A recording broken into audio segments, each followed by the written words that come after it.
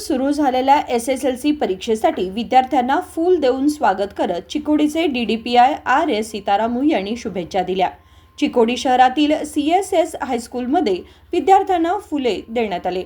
परीक्षेच्या सुरळीत व्यवस्थेसाठी बसण्याची व्यवस्था आणि मूलभूत सुविधा पुरवण्यात आल्या आहेत।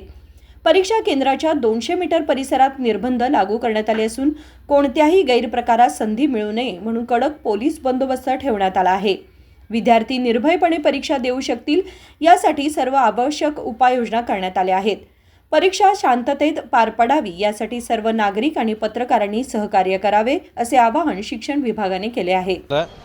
ಇವತ್ತು ಚಿಕ್ಕೋಡಿ ಶೈಕ್ಷಣಿಕ ಜಿಲ್ಲೆಯಲ್ಲಿ ರಾಜ್ಯಾದ್ಯಂತ SSLC ಪರೀಕ್ಷೆ ರೀತಿ ನಾವು ಕೂಡ ಇಲ್ಲಿ ಇವತ್ತು ಪರೀಕ್ಷೆ ನಡೀತಾ ಇದೆ, ಪ್ರಾರಂಭ ಆಗ್ತಾ ಇದೆ। ಎಲ್ಲ ಮಕ್ಕಳುಗಳು ಕೂಡ ಈಗ ಈ ಪರೀಕ್ಷಾ ಕೇಂದ್ರಕ್ಕೆ ಇಲ್ಲಿಗೆ ಎಂಟ್ರಿ ಆಗ್ತಾ ಇದ್ದಾರೆ।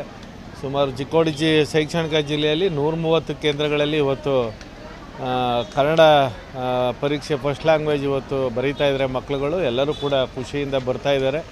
ಈಗಾಗಲೇ ಭಯಮುಕ್ತರಾಗಿ ಅವರು ಪರೀಕ್ಷೆ ಬರೆಯೋ ರೀತಿ ಎಲ್ಲ ರೀತಿಯ ಅವರುಗಳಿಗೆ ನಾವು ಮಾರ್ಗದರ್ಶನ ಮಾಡಿದ್ದೀವಿ। ಬೇಗ ಮಕ್ಕಳು ಒಂದು 3/4 ಗಂಟೆ ಬೇಗನೆ ಕೂಡ ಎಲ್ಲರೂ ಕೂಡ ಬಂದಿದ್ದಾರೆ।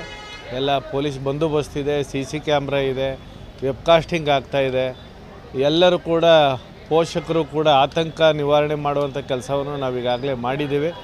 ಇವತ್ತು 10 ಗಂಟೆಯಿಂದ 1:30ವರೆಗೆ ಪರೀಕ್ಷೆ ಇವತ್ತು ನಡೀತದೆ।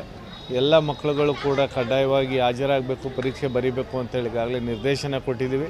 ಶಾಂತಿಯುತವಾಗಿ ಪರೀಕ್ಷೆ ನಡೀಲಿಕ್ಕೆ ಎಲ್ಲ ಮಾಧ್ಯಮದವರು ಸಾರ್ವಜನಿಕರು ಕೂಡ ಸಹಕಾರ ಕೊಡಬೇಕು ಅಂತೇಳಿ ನಾವು ಕೋರ್ಕೊಳ್ತಾ ಇದ್ದೀವಿ। Thank you. Uday Hosmani, KMM Marathi, Chikodi.